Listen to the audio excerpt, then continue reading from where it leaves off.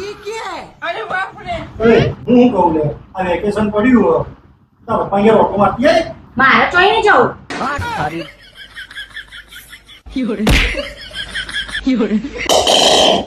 હું કહું આ વૈદિક એમ કહેતો તો કે મારા મોમાં ઘેર જવું તો ઓટો મારતી આય તે એને જવું જ જાય, મારે તો ચોઈ નહીં જવું.